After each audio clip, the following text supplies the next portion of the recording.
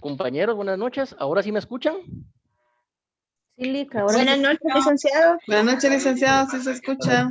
Buenas noches. Fíjense que había habido un pequeño error técnico por ahí y vamos a ver, creo que alguien más está como administrador. Entonces, si me hace el favor de apagar todos los micrófonos para que únicamente cuando alguien tenga alguna pregunta los pueda abrir nuevamente y que de esa manera no haya ninguna interrupción. Bien, Lic, vamos. buenas noches. Sí, Yo era buenas la noches. anfitriona, pero ya lo puse usted como anfitrión. Muchas gracias, muy amable. Entonces, Bueno. sin más preámbulo, vamos a iniciar la clase del día de hoy, compañeros. Recuerdan que en las clases anteriores hemos estado hablando acerca de los principios del derecho del procedimiento administrativo. También ya dimos una definición de lo que es procedimiento administrativo. Lo diferenciamos de lo que es también el proceso judicial. En este caso dimos las diferencias entre proceso judicial y un procedimiento administrativo. Y nos toca hoy entonces continuar con lo que son los principios del procedimiento administrativo, los cuales ya dijimos que son de obligatoria observancia para la administración pública. Bien, en la clase anterior nos habíamos quedado en lo que es el principio número 7, que es el principio de celeridad. Dijimos que en virtud de ese principio de celeridad, el procedimiento administrativo debía de ser sustanciado, es decir, tramitado, diligenciado o agotado en el menor tiempo posible, que esto también tenía que ser de una manera breve para tratar de ocasionarle el menor gasto, tanto económico como de tiempo al administrado. Entonces, ese fue el último principio que vimos en la clase anterior, el principio de celeridad, el cual está muy vinculado al principio de economía. El día de hoy, entonces, vamos a hablar acerca del principio de eficacia y de eficiencia. Eficiencia, con ese vamos a continuar, que es el número 8. Cuando nosotros hablamos de eficacia, estamos hablando que el procedimiento administrativo eh, tiene como finalidad o como norte obtener una resolución administrativa o la ejecución de un acto administrativo. Por lo tanto, el principio de eficacia se refiere a eso, que más allá de los formalismos, de las formalidades innecesarias, del estricto rigorismo, lo que debe de tratar es que el procedimiento logre su cometido, que logre su objeto. Es decir, más que meros formalismos, debemos de poner la mirada o la visión en lo que es el objeto del procedimiento administrativo, es decir, que este no se detenga, sino que cumpla la finalidad con la cual fue creado por el legislador. Eso es la eficacia, el objeto del procedimiento administrativo por encima de los formalismos o los rigorismos excesivos. Algunos ejemplos de formalismos o de rigorismos excesivos podría ser, por ejemplo, que al administrado se le imponga la obligación de presentar memoriales o escritos firmados o sellados por abogado colegiado activo. Eso podría ser un formalismo innecesario. Otro formalismo innecesario de lo que es el procedimiento administrativo podría ser inclusive, ahora que está de moda, el pago del denominado boleto de ornato previamente antes de acudir ante la administración pública. Otro formalismo u otro rigorismo innecesario en lo que es el procedimiento administrativo podría ser, en este caso, ser muy rígidos en cuanto al horario de labores de la administración pública. Entonces, estos son formalismos o rigorismos excesivos, pero este principio de eficacia lo que nos dice es que más allá de formalismos innecesarios, el procedimiento administrativo debe de cumplir su objetivo, debe de agotarse, debe de llegar a su finalidad, como lo es dictar una resolución administrativa o bien ejecutar un acto administrativo. Se parece un tanto al principio de eficiencia. Aquí en realidad son dos principios. Número uno, principio de eficacia. Número dos, principio de eficiencia. Y el principio de eficiencia tiene que ver básicamente con que el procedimiento administrativo sea lo más económico posible, tanto para la administración como para el administrado. Es decir, que haya un correcto uso, una correcta inversión de lo que es los recursos públicos, porque a la administración pública no le conviene que en el diligenciamiento o en la sustanciación del procedimiento administrativo tengan que gastar miles, cientos o millones de quetzales. Pero también al administrado no le conviene que para él poder acudir ante la administración pública, él tenga que gastar sumas económicas fuertes o bien inversión de tiempo desmedida. Entonces, la eficiencia tiene que ver con el correcto uso de los recursos, es decir, con el uso idóneo de los recursos. Y sabemos nosotros que el recurso más importante siempre va a ser el tiempo. Entonces, por eso hablamos de economía, de tiempo, de recursos, tanto para el administrado como para la administración pública. El principio de eficiencia desde el punto de vista de la administración pública, por ejemplo, podemos decir que la administración pública no tiene que estar gastando en salas de audiencias o en sala de recepción de personas sumamente costosas, onerosas, con tecnología de punta, con tecnología moderna, no, sino que deben ser salas sencillas, pero dignas para poder atender al administrado. Entonces, eso es eficiencia, el uso correcto de los recursos con los cuales se cuenta. Entonces, eficacia, dijimos que más allá de los formalismos, el procedimiento administrativo tiene que cumplir con su objetivo, tiene que cumplir con su finalidad, como lo son que se dicte una resolución administrativa por medio de la cual se le pone fin al procedimiento administrativo, o bien que se ejecute un acto por parte de la administración pública, con lo cual también se le va a poner fin al procedimiento administrativo. Y tal y como ya lo hemos venido platicando, si esta resolución administrativa o este acto administrativo le causa algún agravio, algún perjuicio al administrado, es decir, al particular, a la persona, al habitante de la República de Guatemala, puede acudir a lo que es la vía de los recursos administrativos de reposición y de revocatoria por excelencia, aunque hay más en las diferentes leyes que durante el transcurso del curso vamos a ir analizando. Y por su parte, la eficiencia, estamos diciendo que es el correcto uso de los recursos, que se invierta el tiempo, el dinero o los recursos humanos racionales para poder sustanciar o llevar a cabo este procedimiento administrativo. Seguidamente tenemos lo que es el principio de publicidad. ¿Qué es el principio de publicidad?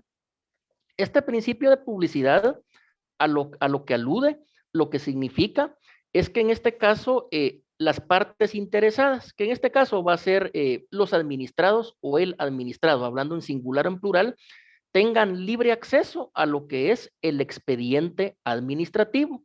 Es decir, que si un habitante de la República o un particular, él se encuentra inmerso en lo que es un procedimiento administrativo como administrado, él tenga libre acceso, que él pueda revisar, que él pueda obtener una fotocopia de todo el expediente, de todas las actuaciones que obran en sede administrativa. En ese expediente administrativo pueden haber planos, pueden haber dictámenes, pueden haber expertajes, álbumes fotográficos, pueden haber estudios de GPS, puede haber cualquier cantidad de actuaciones administrativas. Pues bien, de eso trata el principio de publicidad, que el administrado, que la persona a la que le incumbe, a la que está involucrada directamente en ese procedimiento administrativo, porque eventualmente pueden ser vulnerados o violados sus derechos fundamentales, tenga acceso al mismo, que se le permita leerlo, analizarlo, sacarle fotocopia, tomarle fotografías con un celular, etcétera. Recordemos que actualmente cuando no se pueden obtener fotocopias, ya sea por falta de una máquina o ya sea por tiempo, etcétera, bien, el administrado, sin mayores formalismos, de una manera sencilla, como hemos venido hablando, a él se le puede dar permiso de que le tome fotografías con un celular al expediente administrativo y que pueda analizar posteriormente esas actuaciones, ya sea por sí mismo o bien por medio de su abogado. Esto es entonces, compañeros, el principio de publicidad, pero referido concretamente a lo que es el procedimiento administrativo. El tratadista Agustín Gordillo, fíjense que Agustín Gordillo, por si no lo han escuchado mencionar, es algo así como la máxima eminencia que hay en derecho administrativo a nivel de América Latina. Agustín Gordillo lo que dice es que este principio de publicidad se concreta en la llamada vista y fotocopia completa de las actuaciones, que es de lo que estamos hablando, que la persona particular, que el administrado, que el ciudadano, o también como se denomina que el habitante del territorio nacional, él pueda tener acceso, pueda observar, pueda ver el expediente, pueda ver todas las actuaciones y que le pueda sacar una fotocopia completa a estas actuaciones que obran en poder de la administración pública, como lo puede ser un ministerio, una secretaría de Estado, una gobernación, una municipalidad, etcétera. A esto es entonces, compañeros, a lo que se refiere el principio de publicidad en el procedimiento administrativo, que el administrado tenga libre acceso al expediente, lo pueda leer, lo pueda observar y le pueda sacar una fotocopia si así lo estima necesario y pertinente. Vamos a continuar con los principios.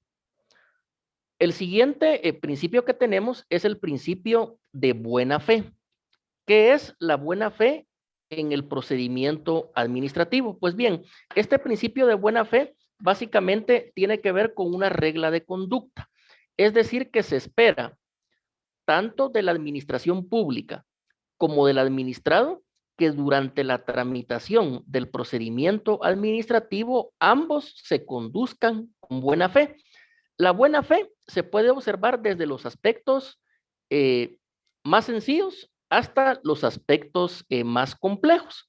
Por ejemplo, buena fe es que precisamente el administrador, el funcionario o el empleado público le permita al administrado que le saque fotocopia al expediente. Eso es buena fe.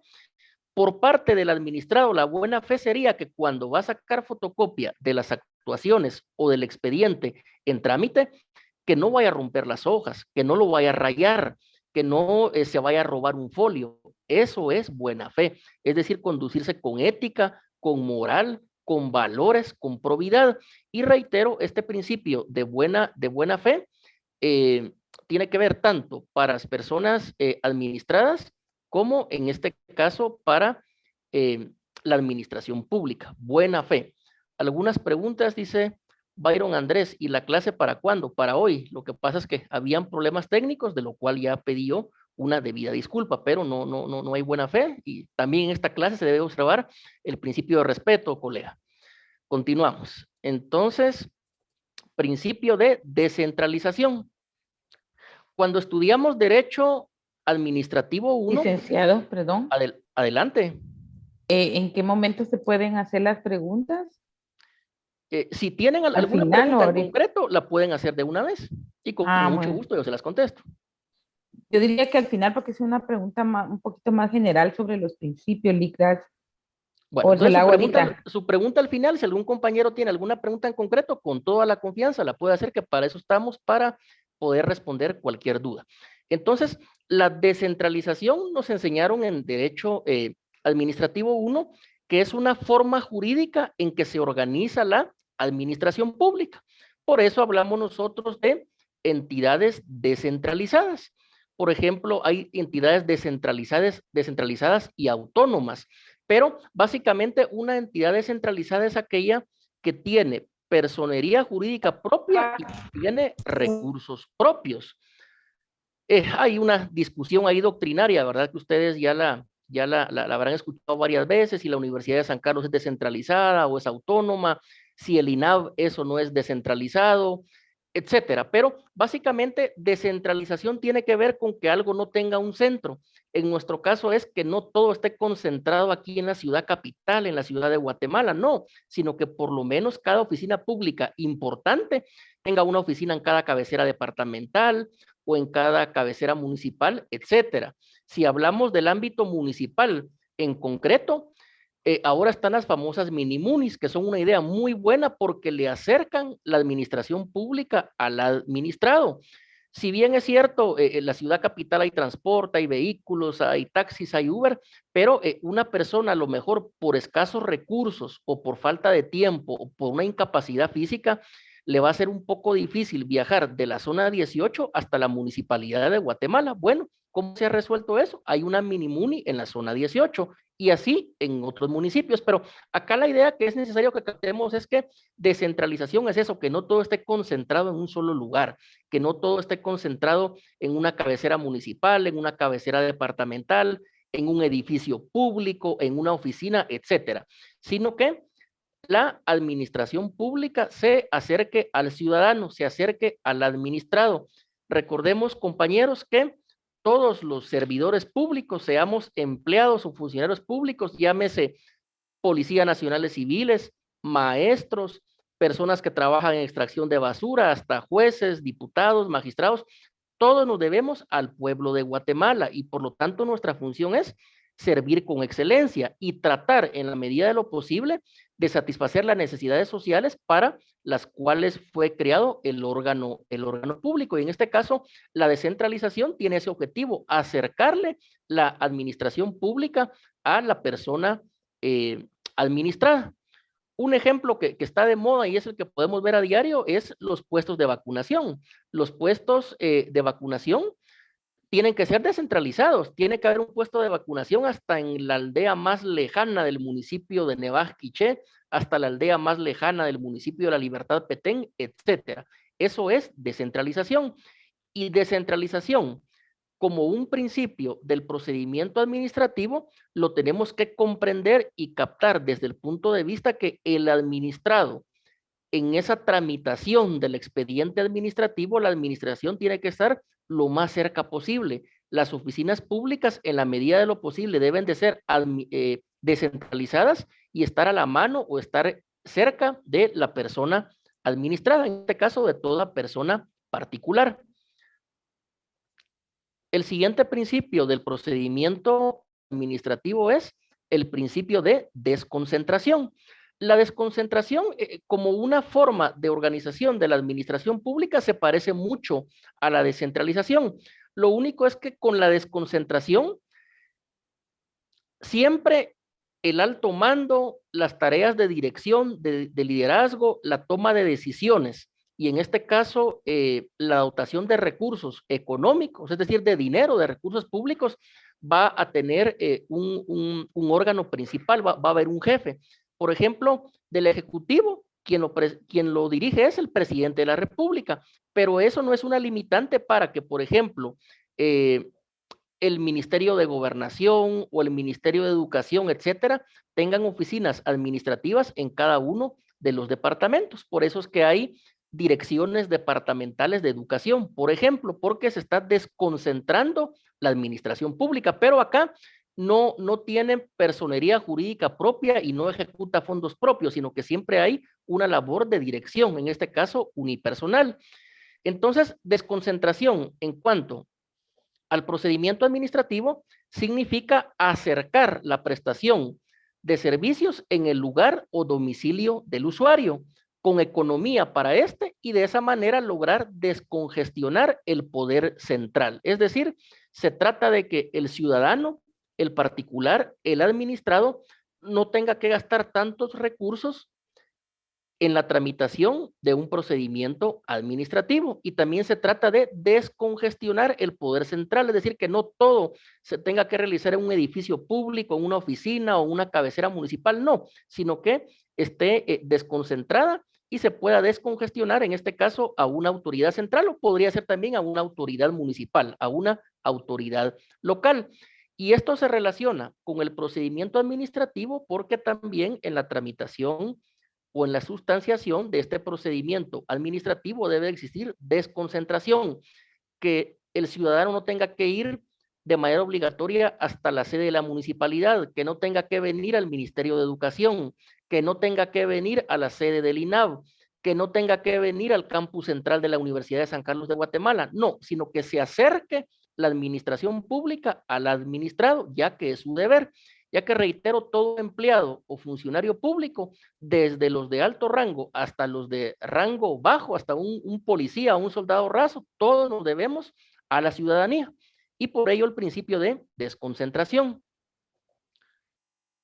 El siguiente principio sería el principio de coordinación, pero antes acá en el chat formulan una pregunta, la cual con mucho gusto, como siempre, vamos a responder de una vez. Dice Sara Álvarez, los principios de descentralización y desconcentración me confunden un poco. Bueno, lo vamos a explicar más despacio. Lo que sucede es que en la descentralización se va a crear una persona jurídica nueva con recursos propios. Y en este caso, esa persona jurídica va a atender determinadas necesidades de la población. Reitero eso cuando es descentralización. Ya no depende de un mando central, sino que tiene hasta cierto punto cierta independencia o cierta autonomía, porque es una persona jurídica, valga la redundancia, con personalidad propia y que maneja fondos propios. Esto sería descentralización. La desconcentración es, por así decirlo, más limitada, porque siempre hay, ya sea una persona o un órgano colegiado, el cual desde el centro va a manejar los recursos, va a manejar los fondos y que al final es quien tiene la última palabra, es quien manda, quien da las órdenes. Entonces, en la desconcentración siempre hay un mando superior, por lo regular acá en la ciudad de Guatemala. Un ejemplo sería el Ministerio de Educación. Acá su jefe máximo, por decirlo en palabras sencillas, sería el ministro de Educación. Pero no obstante que hay una autoridad superior, que hay un despacho superior, que es el señor ministro o ministra de Educación, van a haber también direcciones departamentales de educación, pero estas direcciones siempre van a depender del ministro que se encuentra acá en la ciudad capital. Es decir, hay una relación de una persona que da órdenes y una persona que ejecuta las órdenes. Eso es desconcentración, es más limitado. Entonces la desconcentración, efectivamente, como indica aquí en el chat el compañero Edgar Orlando, es delegarle a los subalternos una función de servicio público. De manera distinta a la descentralización, ahí sí se va a crear una persona jurídica distinta con fondos propios y que también va a tener asignada una función de brindar determinado bien público. Un ejemplo imperfecto, ¿verdad? Porque hay un montón de opiniones entre tratadistas, podría ser la Universidad de San Carlos. ¿Es descentralizada? Sí, porque tiene personalidad jurídica propia. Tiene fondos propios porque la Constitución Nacional indica cuál es el porcentaje que se le debe de otorgar mes con mes a la Universidad de San Carlos de Guatemala. ¿Y cuál es la función que tiene? Bueno, la función que tiene es brindar educación pública superior, es decir, educación universitaria, licenciatura, maestría o doctorado. Entonces, la descentralización es más amplia. La desconcentración es más limitada porque únicamente, tal y como lo decía aquí un compañero, se delegan algunas funciones, pero hay una persona o hay un órgano colegiado superior, quien es el que al final de cuentas toma decisiones y es el que puede dar órdenes. Y estos dos principios de descentralización y desconcentración también se pueden aplicar a lo que es el procedimiento administrativo, porque lo que se espera es que en la tramitación o en la sustanciación del procedimiento administrativo, la administración se acerque a donde se encuentra la persona administrada y que la persona administrada no tenga que incurrir en gastos innecesarios ni tener que incurrir en una pérdida de tiempo innecesaria. Continuamos. Principio de coordinación. El principio de coordinación, compañeros, básicamente se puede sintetizar en una palabra, coherencia. Es decir, que la administración pública desarrolla su actuación con coherencia, es decir, sin contradicciones. Si se le dice al administrado, al ciudadano, en la oficina municipal de planificación, allí es donde usted tiene que ir a gestionar su licencia de construcción, es únicamente a esa oficina, no pueden haber dos, no pueden haber tres, porque entonces lo que habría es incoherencia, no habría lógica, no habría coherencia. Otro ejemplo, si se le dice al administrado, al ciudadano, que la oficina pública donde extienden pasaportes queda en la zona 4, esa va a ser la única oficina, a no ser que se desconcentre el servicio. Pero reitero, esto tiene que ver con coherencia. Si la licencia de construcción no la otorga únicamente un funcionario público o una oficina pública, sino que son 2, 3 o 4, hay varios dictámenes, ahí se pierde la coherencia, ya no hay orden, se pierde la lógica y por lo tanto lo que va a imperar que va a ser el desorden y la anarquía. Entonces, el principio de coordinación referido a lo que es nuestro procedimiento administrativo tiene que ver con coherencia y tiene que ver con que el fin del procedimiento administrativo es lograr una actividad administrativa lo más coherente, eficaz y uniforme. Es decir, que la administración pública no nos venga con sorpresas. Si en la universidad nos dicen que es en X oficina donde nos dan la solvencia, tiene que ser en esa, no puede ser que nos manden a una que está a 1 kilómetro.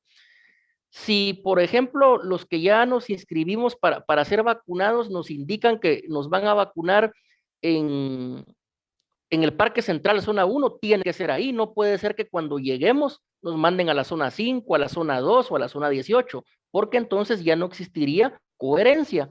Igual es en el procedimiento administrativo. Debe de estar orientado por el principio de coherencia, es decir, que todo sea lógico, que todo sea razonable. Si algo ya no es lógico, ya no puede ser derecho, definitivamente. Si a nosotros nos preguntan si una actuación de la administración pública está o no está conforme a derecho, una manera de poderlo detectar, de poderlo diagnosticar, es que sea lógica. Si algo es ilógico, no va a ser derecho. El derecho en todas sus ramas tiende a ser lógico. Hay un proceso bien estructurado, hay principios, hay normas, pero si lo que impera es el desorden, la anarquía, la falta de lógica, estamos ante cualquier actividad menos ante una actividad jurídica o de derecho. Entonces, esto es el principio de coordinación aplicado a lo que es el procedimiento administrativo. Reitero, tiene que imperar el orden y la coherencia. Siguiente principio, principio de la instrucción.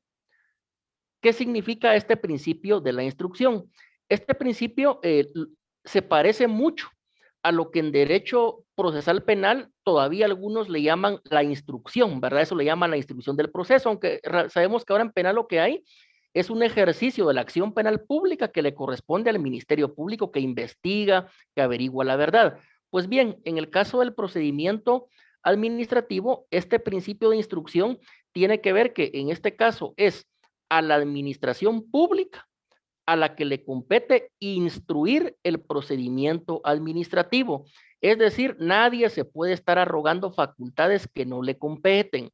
En este caso, compañeros, ningún comité de vecinos, ninguna ONG, es decir, ninguna organización no gubernamental, ninguna, entre comillas, autoridad paralela, ningún grupito especial, ya sea por motivos étnicos, de religión, de edad, de color de piel, nadie se puede arrogar la instrucción del procedimiento administrativo, sino que únicamente va a ser aquel funcionario o empleado público, aquel órgano administrativo, aquella dependencia estatal, a quienes la ley de manera clara les da esa facultad de instruir, es decir, de iniciar y hacer que avance el procedimiento administrativo. Entonces, ese impulso procesal, esa tramitación, le corresponde a la administración pública. Esto es el principio de instrucción. ¿A quién le compete? ¿Quién tiene la facultad de instruir el procedimiento administrativo? La administración pública, observando todos los principios de los cuales hemos hablado con anterioridad, que ya hemos hablado de 14 principios. Principio número 15, el principio de la verdad material. De esto ya habíamos hablado un poquito. Fíjense, compañeros, que lo vamos a explicar un poco más porque en cuanto a la verdad material, en algunos seminarios que hemos estado ahí dando clases, inclusive para jueces, sí hemos escuchado unas opiniones un poquito, por ponerle un adjetivo amigable, un poco altisonantes o un poco ya fuera de la lógica. ¿Qué es la verdad material? La verdad material es la verdad histórica, es lo que efectivamente sucedió. Por ejemplo, un hecho importante de Guatemala, que el 15 de septiembre de 1821 se firmó el Acta de Independencia, eso es una verdad histórica. Eso es la verdad material.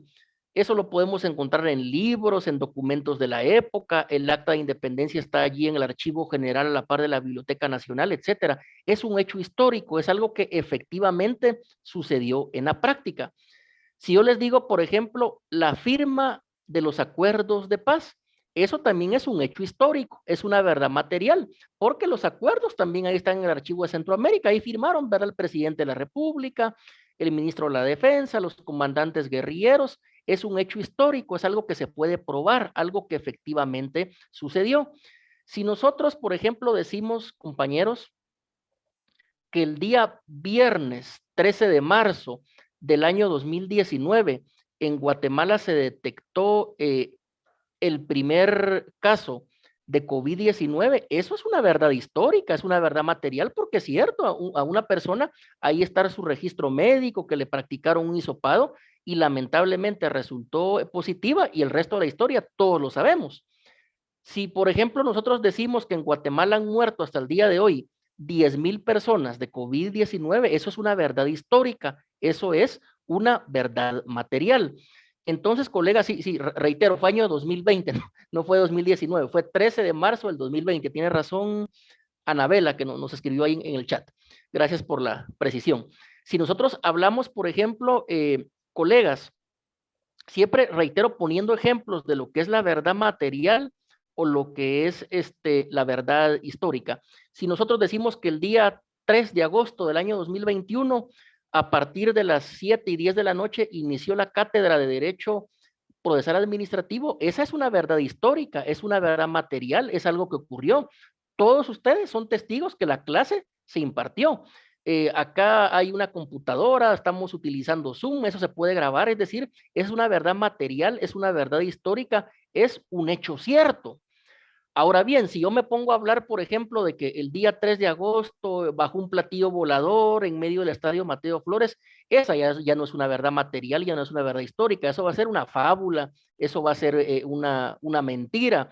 O, por ejemplo, si yo digo que el día 3 de agosto del 2021, repentinamente en el Parque Central brotaron 20 caobas en el Parque Central, eso es mentira, ahí no hay 20 caobas sembradas, lo que hay es cemento y una fuente. Entonces, tenemos que distinguir que verdad material o verdad histórica es un hecho cierto, es lo que efectivamente sucedió.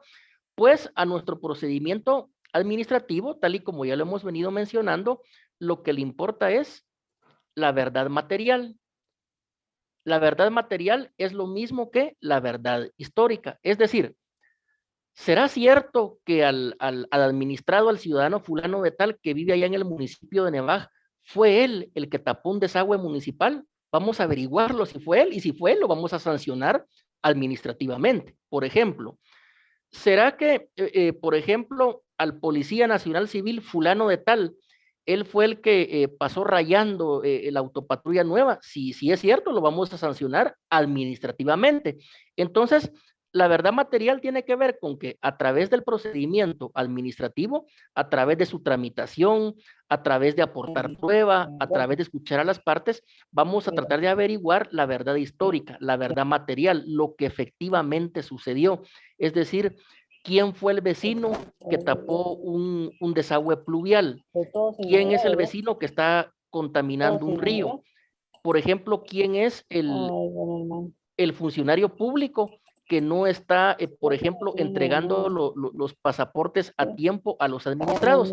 Eso es intentar averiguar la verdad material o la verdad histórica,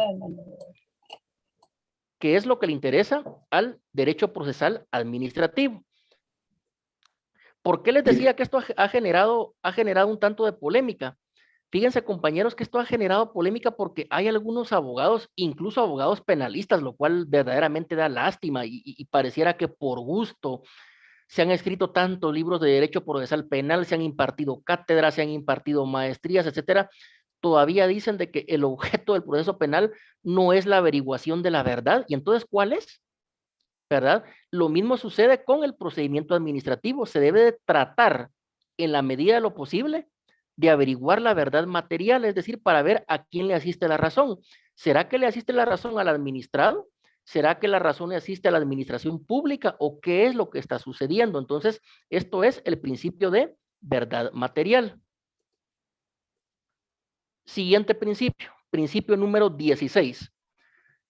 Es el principio del debido proceso y el cual también está denominado como garantía de la defensa. Así lo denomina la doctrina.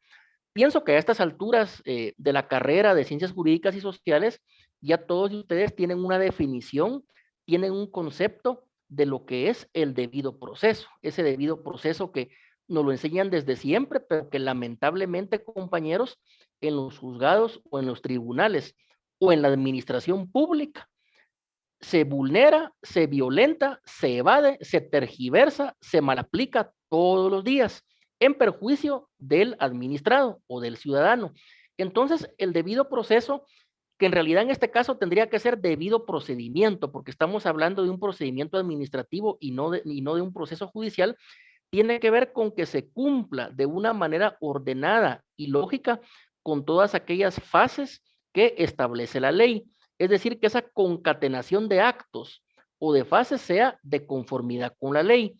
Si la ley a mí me dice que durante el desarrollo del procedimiento administrativo yo le debo de conceder audiencia al administrado, es decir, preguntarle al particular, mire, pero a usted le afecta que yo tome esta resolución, a usted administrado le afecta que yo administración pública ejecute un acto administrativo, si yo no le doy audiencia, si yo no lo escucho, lo que estoy violando es el debido proceso. ¿Y qué va a hacer el administrado? Inmediatamente en contra de esa decisión que yo tomé, va a interponer un recurso administrativo porque le estoy violentando esa garantía, ese derecho o ese principio del debido proceso. Si este recurso administrativo confirma la decisión, ¿qué va a hacer este administrado? Se va a ir a la vía del proceso contencioso administrativo. Y allí ya no va a conocer una dependencia administrativa, sino que va a conocer una sala del Tribunal de lo Contencioso Administrativo integrada por 3 magistrados. ¿Y cuál va a ser el agravio que él va a consignar ahí en su memorial, en su escrito de demanda? Bueno, que yo, administración pública, le vulneré o le violé su derecho o su garantía al debido proceso. ¿Por qué? Porque no le concedí audiencia, no lo escuché primero. Yo tomé una decisión, dicté una resolución o ejecuté un acto administrativo, pero nunca le di audiencia. ¿Qué se está violando ahí? El debido proceso.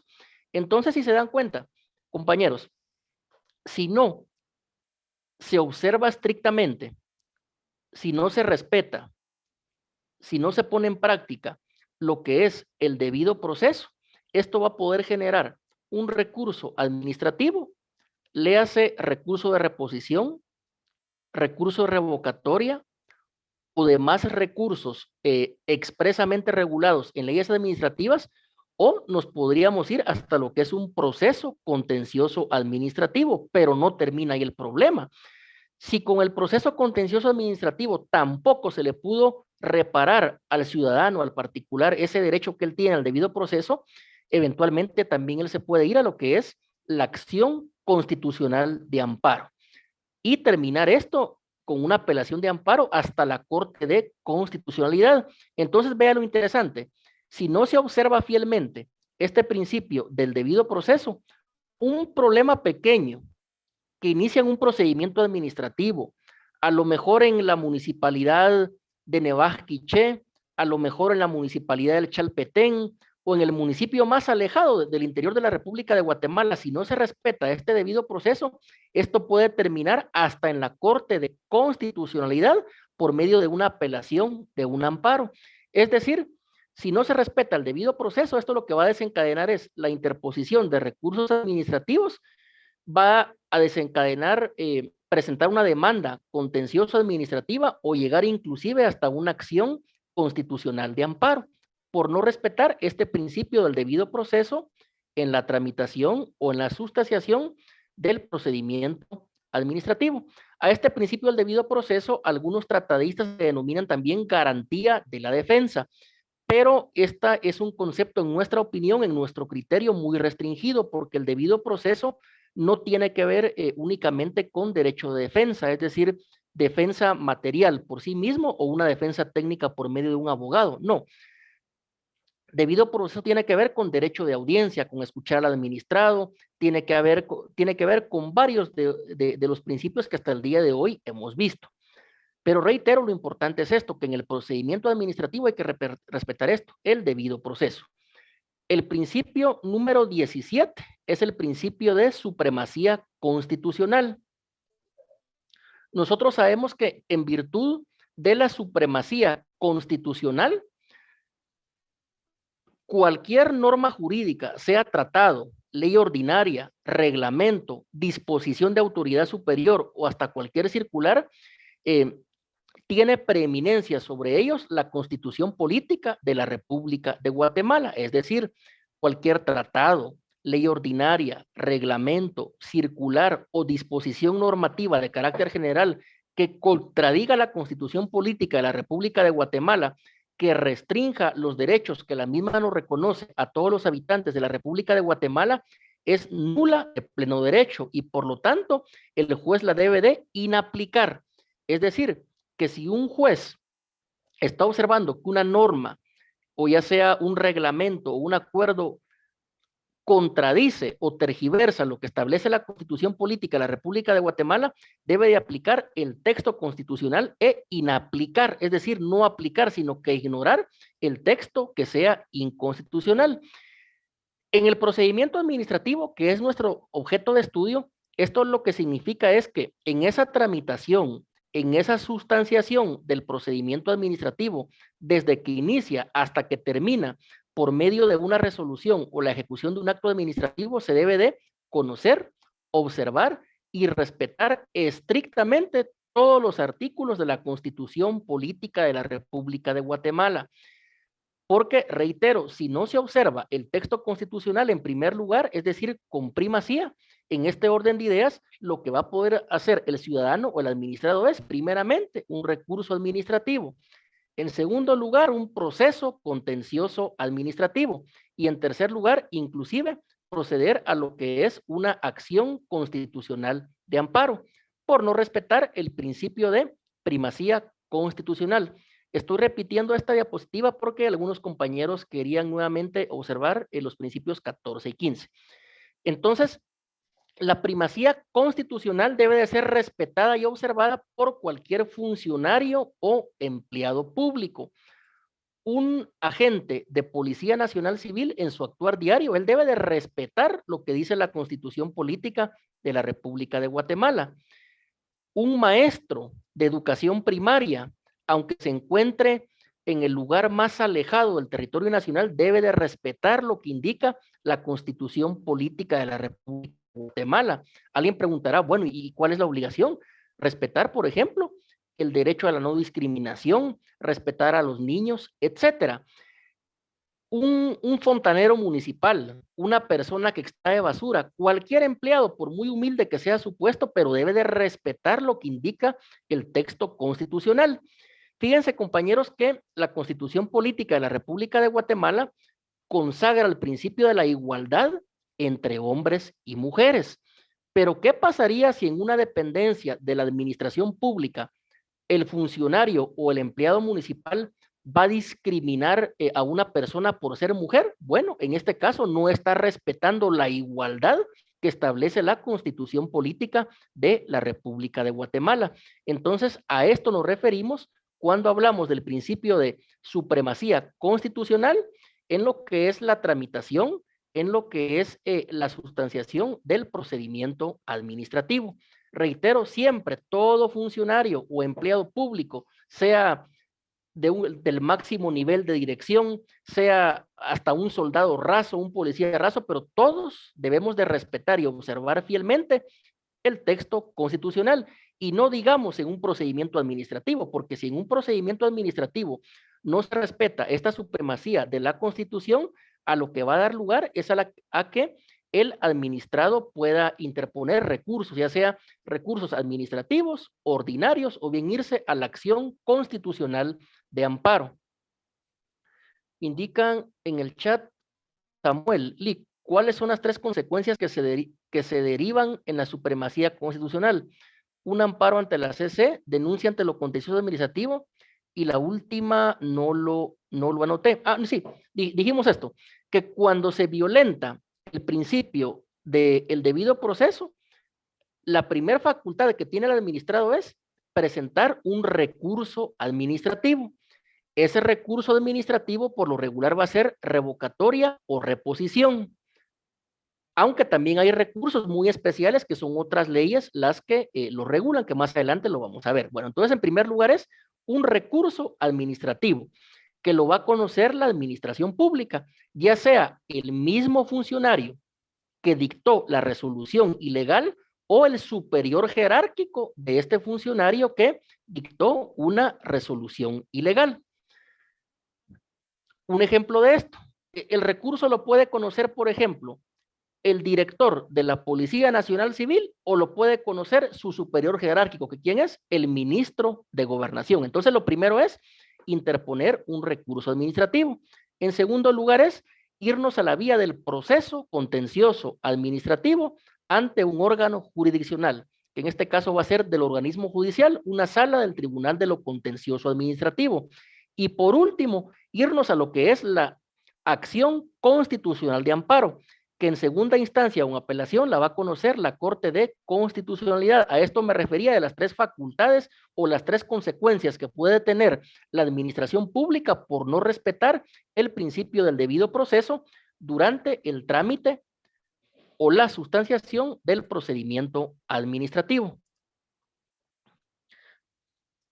Principio de predictibilidad. Fíjense, compañeros, que este principio de predictibilidad tiene que ver o se relaciona con que la actuación pública sea predecible. Es decir, que toda acción tenga una reacción predecible. Por ejemplo, esta predictibilidad tiene que ver que en primer lugar el administrado sepa ante qué autoridad se va a tramitar el procedimiento administrativo. Tiene que ser sencillo, tiene que ser fácil. Es que fíjense, compañeros, que a veces los abogados le ponemos nombres rimbombantes o nombres altisonantes a las palabras y la gente ya no nos entiende. Yo me doy cuenta en el ámbito penal cuando un ciudadano común, lo digo con todo respeto, con una persona que nunca ha estudiado derecho, cuando le habla un abogado a un juez, la persona a veces siente como que le estuvieran hablando en alemán. Por ejemplo, le dicen, usted como sindicado queda ligado a proceso y vinculado a un proceso penal, teniendo las facultades que la ley adjetiva penal. ¿Eso qué es? Dice el ciudadano, ¿qué me quiere decir? Entonces, esto imagínense, ya es en un proceso judicial, pero en un procedimiento administrativo tiene que ser más sencillo, más fácil. Decirle, mire ciudadano, usted quiere tramitar una licencia de construcción, con mucho gusto vaya a la oficina municipal de construcción. Punto. Usted ciudadano, usted administrado quiere obtener su pasaporte, vaya a la zona 4 al Instituto Guatemalteco de Migración. Punto. Es decir, esa predictibilidad tiene que ver con certeza jurídica, de lo cual ya hablamos. Tiene que ser predecible la actuación de la administración pública. Por ejemplo, si un ciudadano levantó un muro que pone en peligro a los vecinos, que pone en peligro a los niños, bueno, va a ser predecible que la municipalidad va a ordenar que bote ese muro. O de lo contrario, la municipalidad lo va a votar, pero con la fuerza pública. Entonces, la actuación de la administración pública debe ser predecible para que exista certeza jurídica. Es decir, si la administración pública actúa de manera ilegal, ya sabe cuáles son las consecuencias de lo que hablaba el compañero anteriormente. Recursos administrativos, proceso contencioso administrativo o acción constitucional de amparo, porque así se materializa el derecho de defensa de todo ciudadano guatemalteco. Pero también el administrado debe saber que si él va a actuar de una manera incorrecta, si él no va a guardar la buena conducta, si él va a actuar poniendo en peligro el interés público, si él va a actuar poniendo en peligro el bien común, también van a haber consecuencias, que en este caso la administración pública, previo procedimiento administrativo, donde se le van a respetar todos sus derechos, todas sus garantías, el derecho de defensa, donde se le va a dar derecho de audiencia, posteriormente la administración pública va a dictar una resolución para que él se conduzca de conformidad con la ley. Vamos por el principio 18, pero aún nadie ha preguntado. Entonces, los que tengan preguntas las pueden hacer en este momento, por favor, compañeros. Licenciado, yo, Adelante. buenas noches. Quería preguntarle sobre la relación del debido proceso y todos estos principios de derecho administrativo con el derecho laboral. ¿Cómo se conjuga ya en la práctica o cómo se intercambia en la práctica estos dos derechos? Si Sí, uno puede. Ujú. fíjense que la pregunta es muy buena y tiene que ver mucho con la realidad práctica, lo que sucede en la administración pública todos los días y aún en los tribunales de justicia.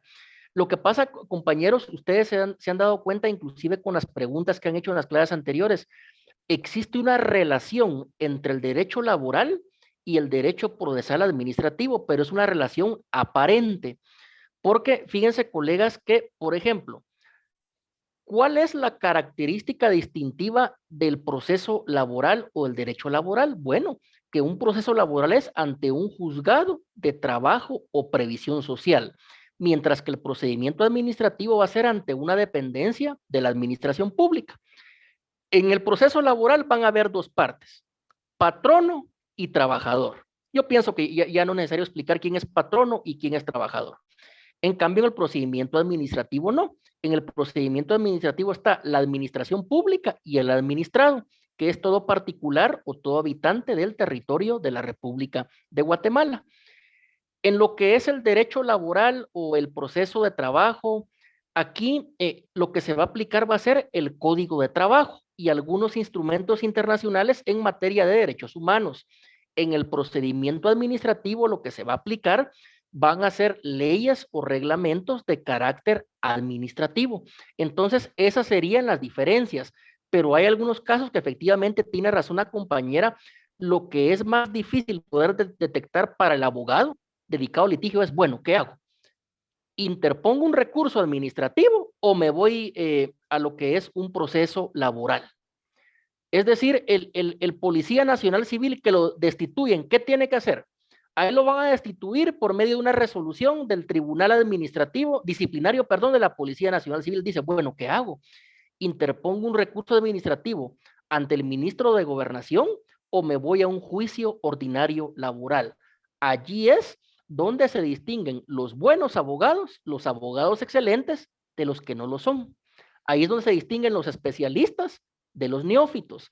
Ahí es donde se puede ver un abogado consciente y preparado de un charlatán. Entonces, por eso es que estamos estudiando todo este derecho procesal administrativo, porque para que al final ustedes puedan diferenciar, bueno, me voy a lo laboral o me quedo en lo administrativo, pero las diferencias generales son estas. Más adelante vamos a ver otras. Bien, ¿alguna otra pregunta? Licenciado, en ese comentario que hacía, es porque también, digamos, en el tema de, por ejemplo, el Ministerio Público. El Ministerio Público tiene una ley orgánica, tiene un proceso administrativo, por ejemplo, que conlleva un proceso disciplinario, ¿no? Y que muchas veces se han dado los casos, por ejemplo, si ya se agotó ese proceso de administrativo antes, por ejemplo, de un despido, ejemplo que le pongo ahora. Entonces, ajá, por eso. Ya sé lo del Ajá, Ministerio Público, lo que me está hablando, lo que está de moda. Miren, no puedo hablar de una persona en específico porque soy juez del ramo penal, pero les voy a poner un ejemplo abstracto, un ejemplo general. Vean cómo les voy a responder. La Corte de Constitucionalidad, en una gran cantidad de resoluciones, ha indicado el principio que primero se debe de agotar el procedimiento administrativo y después acogerse a lo que es el proceso ordinario laboral. Y de último, la acción constitucional de amparo. Esa es la respuesta, sin mencionar un caso en concreto. Primero, procedimiento administrativo. Después, proceso ordinario laboral ante un juzgado de trabajo. Y por último, una acción constitucional de amparo. Por lo regular, esa es la gradación, ese es el enfoque que la Corte de Constitucionalidad tiene en las resoluciones que ha dictado recientemente. Levanta la mano Diego Armando, tiene la palabra. ¿Qué tal, Lick? Buenas noches. Buenas noches. Con relación a lo que estaban hablando, verán, Lick, que yo he visto, pero más que todo para el silencio administrativo, ¿verdad? Cuando una Sí, no resuelve, correcto. Entonces, nos vamos, bueno, agotamos la vía administrativa, como el silencio administrativo, nos vamos por la vía legal. Ujú. Sí, es correcto. Lo que sucede, compañero, es que en este caso, y ya vamos a llegar ahí cuando vamos a hablar acerca de lo que es el silencio administrativo, que efectivamente cuando hay un silencio administrativo, es decir, cuando la administración pública no contesta ese requerimiento, esa petición que hace el administrado se da por notificado que la resolución es negativa, no al lugar. Y ante esa negativa, qué es lo que cabe? Depende, ¿verdad? En qué rama estemos, si nos vamos a un procedimiento, nos vamos a un proceso ante un juzgado, etcétera. Pero efectivamente, cuando hay silencio administrativo, por lo regular se entiende que la respuesta es no. Y por lo tanto, el administrado puede hacer uso de los recursos ordinarios o constitucionales que la ley le otorga. ¿Alguna otra pregunta, compañeros? Disculpe, Adelante. lo que pasa es que yo no entendí mucho el de predictibilidad. Vaya, lo vamos a repetir otro poquito. Predictibilidad tiene que ver con que la actuación de la administración pública sea predecible, es decir, que no hayan sorpresas. Por ejemplo, si al ciudadano de nombre Juan, la municipalidad lo obligó a que botara una pared porque la pared ponía en peligro a los vecinos, lo mismo va a suceder si Pedro, si Mario, si Fernando, si Diego levantan una pared peligrosa que pone en peligro a los niños, que pone en peligro a los habitantes, la municipalidad va a ordenar que la voten. Y si no la votan, con la fuerza pública la van a ir a votar ellos.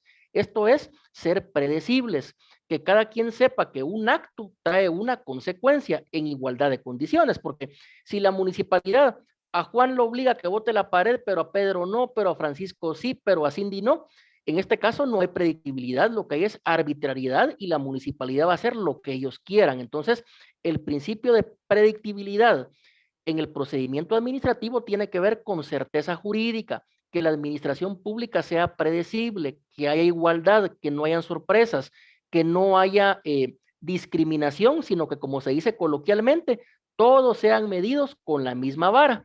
Y también predictibilidad tiene que ver con que el administrado o el ciudadano sepa a quién acudir, es decir, a qué oficina, a qué dependencia, a qué delegación para poder iniciar lo que es el procedimiento administrativo. ¿Quedó clara la respuesta? Sí, Lick, muy amable. Bien, ¿alguna otra pregunta, compañeros? Bien, parece que en el chat ya no hay preguntas. Si alguien más tiene alguna pregunta, la puede hacer en este momento, por favor.